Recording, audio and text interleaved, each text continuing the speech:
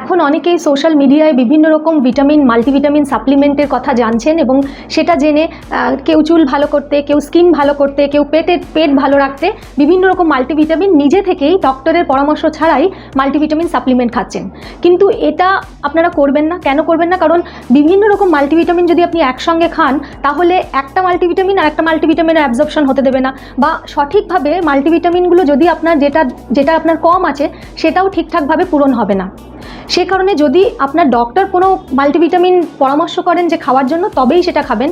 নিজে থেকে কিনে কিছু খাবেন না। যেমন অনেকেই নিজে থেকে কিনে ভিটামিন সি খেয়ে নিচ্ছেন, অনেকেই চুল ভালো করার জন্য মাল্টিভিটামিন খাচ্ছেন, কিন্তু সেই আপনার চুল পড়ার কারণ বা আপনার স্কিনের ভালো না হওয়াটার কারণটা না জেনে নিজে থেকে মাল্টিভিটামিন কিনে খেলেই ওইগুলো ভালো হয় না।